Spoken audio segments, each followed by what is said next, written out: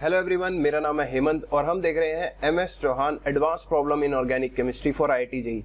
अब मेरे एक्सपीरियंस अगर मैं आपको बताऊं, अगर कोई भी बच्चा सिंसियरली आईआईटी जेईई की तैयारी कर रहा है और स्पेशली ऑर्गेनिक केमिस्ट्री के क्वेश्चन सॉल्व करने की कोशिश कर रहा है, तो ये बुक बहुत ही ज़्यादा मैंडेटरी है उसके लिए। अगर आपने ये बुक सिंसियरली की है तो यार शायद ही मेरे हिसाब से कोई ऐसा बच्चा होगा जो जेईई के एग्ज़ाम में कोई भी क्वेश्चन छोड़ दे। इतनी ज़्यादा इंपॉर्टेंट है, इसमें हर तरह के रिएजेंट्स कवर हो जाते हैं, हर तरह की रिएक्शन कवर हो जाती है।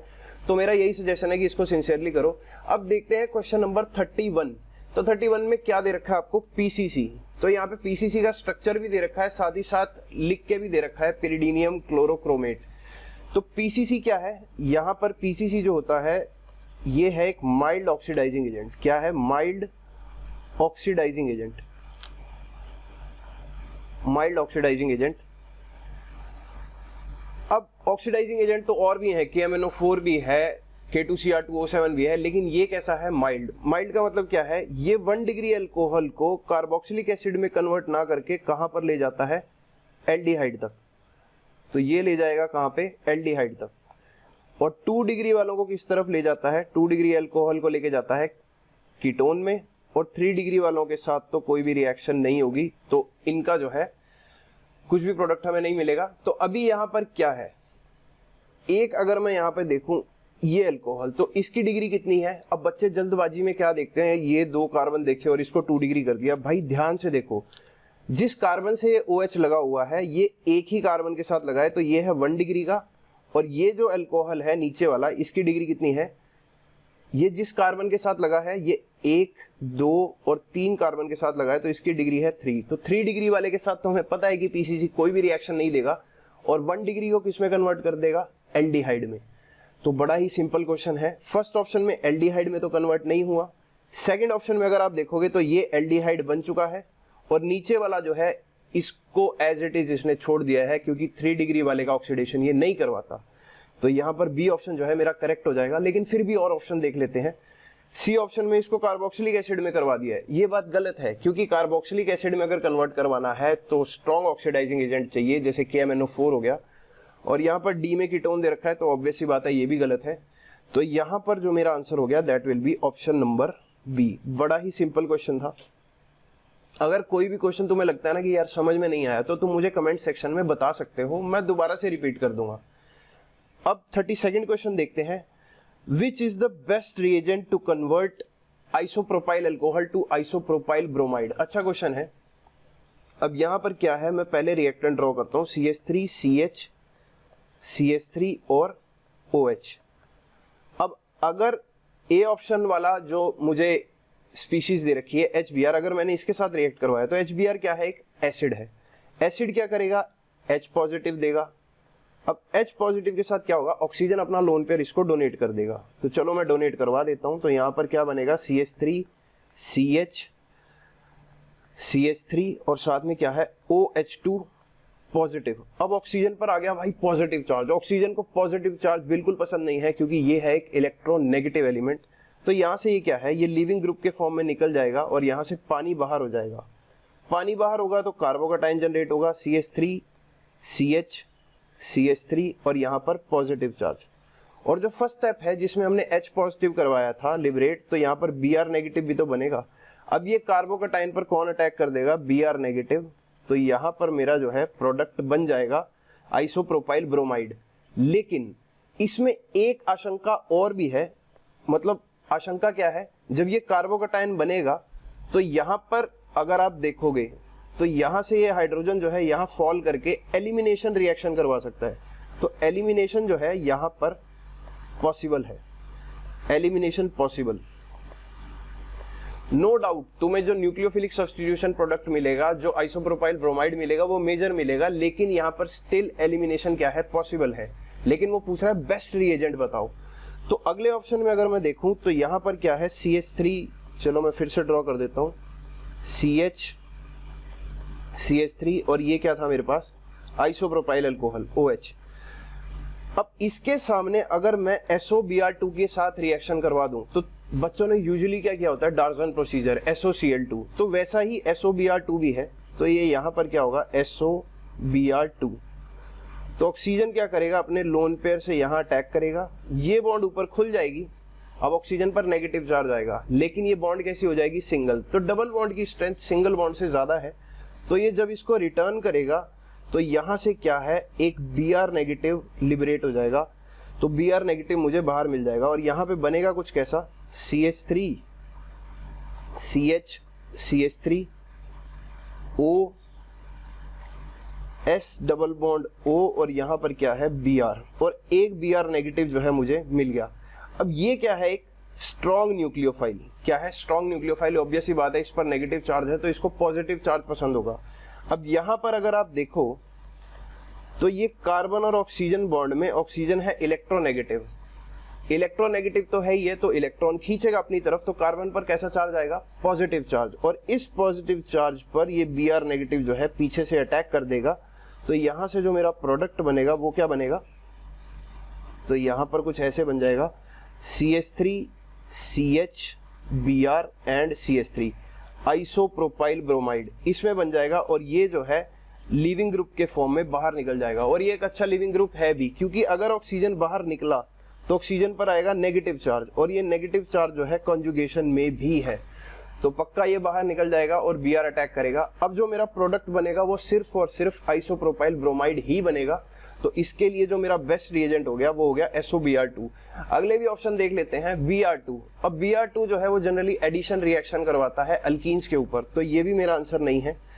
और डी ऑप्शन में तो CH3MgBr है, यानी कि ये क्या था, ग्रिग्नाट रिएजेंट। अब ग्रिग्नाट रिएजेंट एक ऑर्गेनोमेटेलिक कंपाउंड है, यानी कि CH3 नेगेटिव जनरेट करवाएगा, तो इससे तो एक कार्बन बढ़ जाएगा, तो ये भी मेरा आंसर नहीं है। HBr नो डाउट करवाएगा, लेकिन वहां पर एलिमिनेशन पॉसिबल थी, तो इसीलिए मेरा आंसर ये भी नहीं है। तो करेक्ट ऑप्शन कौन सा हो गया, ऑप्शन नंबर बी। हाँ, तो चलो अब देखते हैं क्वेश्चन नंबर 33।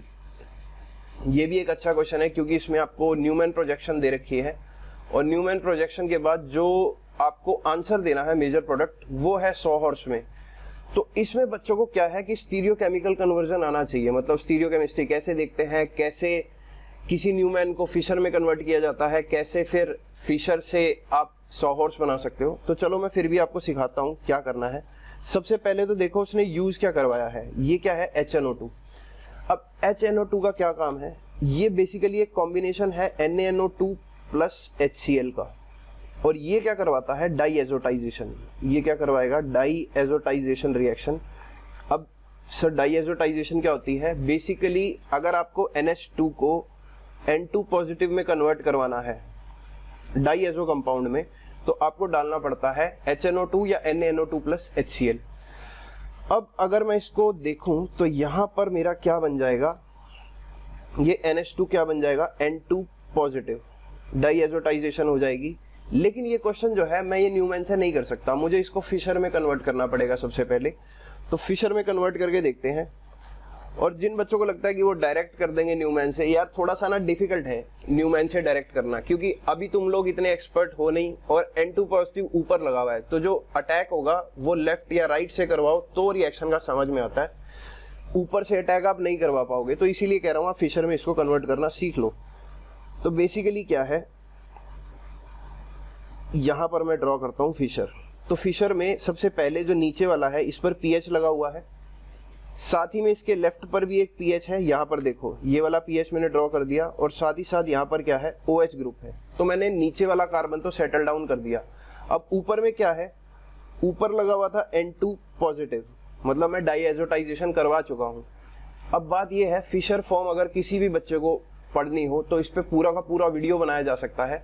ये बेसिकली एक्लिप्स फॉर्म होती है। अब क्योंकि ये स्टैगर्ड दे रखा है, तो CH3 आप उल्टा लेके जाओगे और H को ऐसे उल्टा कर दोगे, तो ये जो H है आप इसको इस तरफ ले आओगे, और जो CH3 है इसको आप यहाँ पर ले आओगे, तो यहाँ पर CH3 हो जाएगा, और यहाँ पर क्या है, ये हो जाएगा मेरे पास H। अब N2 पॉजिटिव अगर बेंजीन रिंग के साथ लगा हुआ है तो स्टेबल ग्रुप है, लेकिन अगर N2 पॉजिटिव बेंजीन के साथ नहीं लगा तो एक अच्छा लीविंग ग्रुप है, क्योंकि जब ये इलेक्ट्रॉन लेके निकलता है तो नाइट्रोजन गैस लिबरेट हो जाती है, तो ये लीव कर जाएगा। लेकिन लीव करवाने से पहले मेरा सजेशन ये है कि आप इस N2 पॉजिटिव को या तो लेफ्ट में प्लेस कर लो या राइट में प्लेस कर लो। तो अगर मैं इसको रोटेट करूंगा, इस मॉलिक्यूल को ऊपर से ऐसे रोटेट कर दो, क्लॉकवाइज। तो क्लॉकवाइज अगर मैं इसको रोटेट करूं तो देखें क्या बनेगा।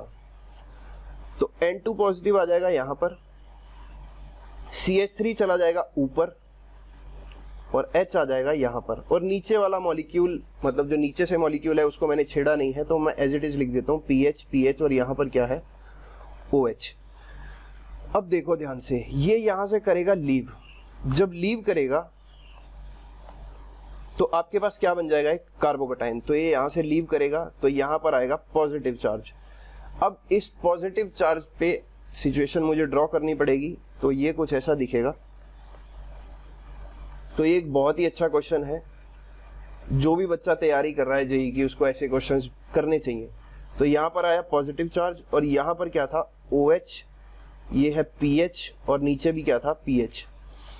अब सुनो मेरी बात, ऐसी कोई स्पीशीज किसी और रिएक्शन में बनती है? बिल्कुल बनती है। पिनाकोल पिनाकोलोन रीअरेंजमेंट में वहां पर दोनों OH ग्रुप साथ साथ लगे होते हैं विसिनल कार्बन पे, लेकिन टेक्निकली होता वहां पर भी यही है। जब OH2 पॉजिटिव बनता है तो उसके बाद कार्बोकटाइन जनरेट होगा, तो एक कार्बोकटाइन वहां पे भी बनता है, तो वो है पिनाकोल पिनाकोलोन रीअरेंजमेंट। लेकिन ये कैसी है, सेमी पिनाकोल सेमी पिनाकोलोन रीअरेंजमेंट। अब होगा क्या, यहाँ पर कार्बोकटाइन है तो ये चाहेगा कि स्टेबलाइज हो जाए, तो स्टेबलाइज करने के लिए क्या होगी, यहाँ पर एक फिनाइल जो है उठकर ऊपर चला जाएगा, तो यहाँ पर होगी 1,2 फिनाइल शिफ्ट, 1,2 फिनाइल शिफ्ट।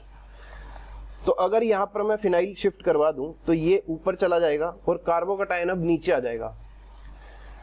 अब ध्यान से समझो, फिनाइल का जो अटैक है ये कहां से होगा, सिंपल सी बात है। ये अगर मैं कार्बन की बात करूं, ये कार्बोकटाइन है और कार्बोकटाइन जो है उसकी हाइब्रिडाइजेशन होती है sp2। तो चाहे आगे से अटैक कर लो चाहे पीछे से अटैक कर लो, लेकिन जो मेजर प्रोडक्ट आपसे पूछ रखा है तो मेजर बताने के लिए मुझे क्या करना पड़ेगा, स्लाइट इन्वर्टेड प्रोडक्ट बनता है, तो अटैक जो होगा वो पीछे से होगा।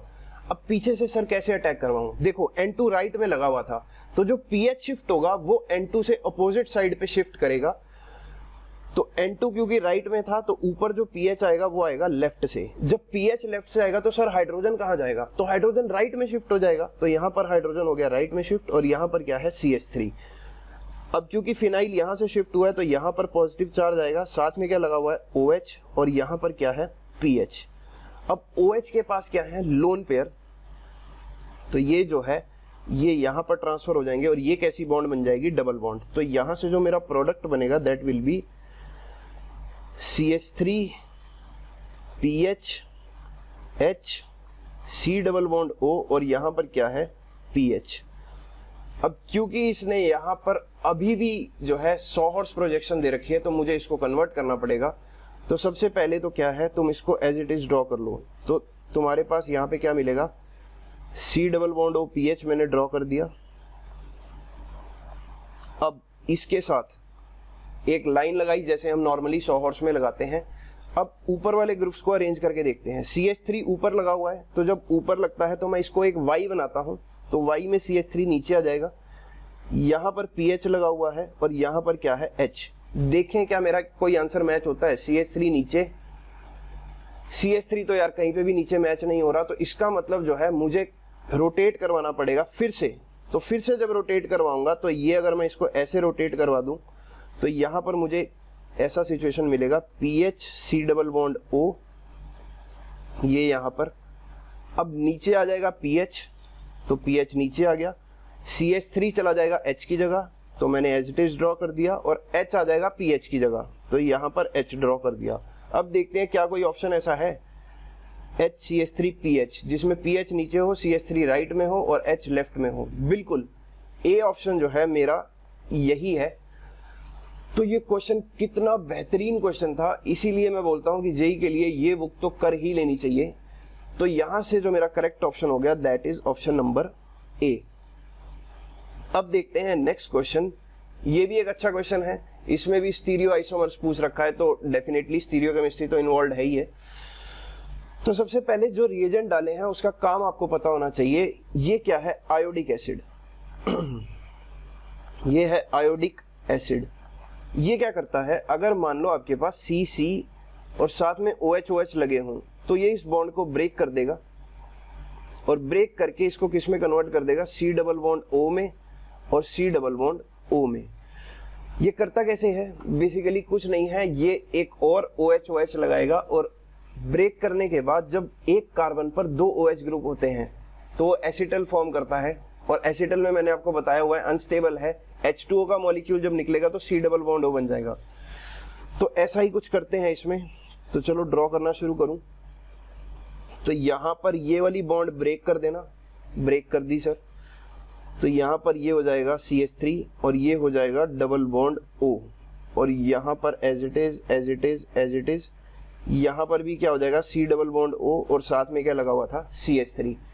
अब सर आपने वेज डैश हटा क्यों दिया, भाई वेज डैश तब बनता है जब कार्बन की हाइब्रिडाइजेशन sp3 हो, और जब यहाँ पर C डबल बॉन्ड O आ गया तो ये हाइब्रिडाइजेशन कैसी होगी, sp2, यानी कि प्लेनर में वेज डैश दिखाने की जरूरत नहीं होती, क्योंकि सिंपली प्लेनर मतलब एक प्लेन में।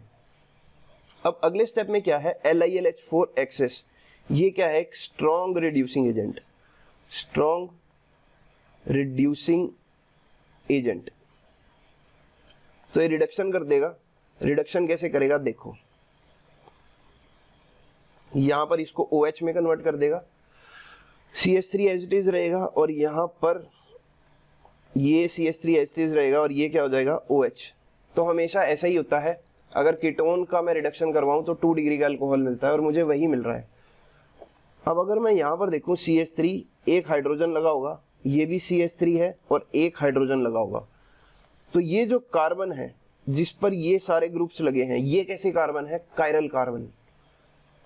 सर कायरल कैसे देखा, अगर चारों के चारों ग्रुप अलग लगे हों तो उन कार्बन को क्या बोलते हैं, कायरल कार्बन, और चारों अलग हैं, एक H है, एक CH3 है, एक OH है और एक बिल्कुल ही अलग ग्रुप है, तो ये जो है दोनों कायरल कार्बन है। और जो मॉलिक्यूल है, अगर आप इसको बीच में से देखोगे तो इसके सिमेट्रिकल एंड है, सिमेट्रिकल, जैसा ऊपर एंड हो रहा है वैसा ही नीचे एंड हो रहा है। तो इसमें नंबर ऑफ स्टीरियो आइसोमर्स का फॉर्मूला क्या होता है, स्टीरियो आइसोमर्स। वैसे तो मैं फॉर्मूला पर ज्यादा विश्वास नहीं करता, सिंपल अगर कोई बच्चा बिल्कुल जिसका बेसिक स्ट्रॉन्ग है वो देखेगा कि ये मॉलिक्यूल अगर ऊपर से कायरल है तो R हो सकता है, नीचे वाला भी R कॉन्फ़िगरेशन दे सकता है, R हो सकता है, फिर उसका मिरर इमेज होगा S, और एक जो प्रोडक्ट बनेगा वो होगा ऊपर वाला R और नीचे वाला S, जो कि मीजो कंपाउंड देगा। तो टोटल 3 हो जाएंगे। खैर फिर भी कुछ बच्चे ऐसे होते हैं जिनको फॉर्मूला पसंद है, तो फॉर्मूला का क्या है, 2 raise to the power n-1 plus 2 raise to the power n/2-1। अगर एंड सिमेट्रिकल है तो यहाँ पर कितने कायरल कार्बन है, 2, तो 2 टू द पावर 2-1 कितना हो जाएगा, 1, plus 2 raise to the power 2/2 कितना हो गया, 1, 1-1, तो ये कितना हो गया, 2 प्लस 1-1 0, तो 2 रेज़ टू द पावर 0 कितना होगा, 1। तो इससे भी आंसर कितना आएगा, 3। तो जो करेक्ट ऑप्शन होगा मेरा वो यहाँ पर क्या हो जाएगा, ऑप्शन नंबर बी। ये भी एक बहुत अच्छा क्वेश्चन था। तो हमने अभी तक 34 क्वेश्चन देख लिए। चलो अब देखते हैं क्वेश्चन नंबर 35। 35 में क्या है, यहां पर आपको दे रखा है OH नेगेटिव, ठीक है। तो OH नेगेटिव क्या करेगा, सिंपली अटैक करवाएगा, ये यहां अटैक करेगा, उसके बाद ये यहां, और उसके बाद ये यहां, और ये फिर नेक्स्ट स्टेप में इलेक्ट्रॉन लेके निकल जाएगा। दोबारा से देख लो, OH नेगेटिव पर नेगेटिव चार्ज है तो वो वहीं अटैक करेगा जहां पर कार्बन पर पॉजिटिव चार्ज आएगा। तो इसी कार्बन पर पॉजिटिव था, इसने अटैक कर दिया, बॉन्ड ऑक्सीजन से खुल गई, लेकिन खुलने के बाद सिंगल हो गई। सिंगल बॉन्ड से ज्यादा स्ट्रेंथ डबल बॉन्ड की होती है, तो जब रिटर्न करेगा ऑक्सीजन डबल बॉन्ड के लिए तो सल्फर जो है बॉन्ड के इलेक्ट्रॉन लेके निकल जाएगा। तो यहां पर कैसी स्पीशीज बन जाएगी, ये रिंग एज इट इज बना दी, सल्फर अबव द प्लेन बनाया, एस पर आ गया नेगेटिव चार्ज, और यहां पर अबव द प्लेन कौन है, O, C double bond O और CH3। तो ये स्पीशीज मैंने एज इट इज बना दी। अब अगर मैं इसको देखूं तो सल्फर पर नेगेटिव चार्ज है, ये एक अच्छा न्यूक्लियोफाइल है as compare to O negative. कोई बच्चा अगर पूछे कि सर नीचे भी तो ये काम हो सकता था, तो बिल्कुल हो सकता था भाई, लेकिन ऑक्सीजन नेगेटिव से अच्छा न्यूक्लियोफाइल कौन है, सल्फर नेगेटिव। ऐसा क्यों है, तो याद करने के लिए समझ लो, न्यूक्लियोफिलिसिटी जो है वो डायरेक्टली प्रोपोर्शनल होती है साइज के।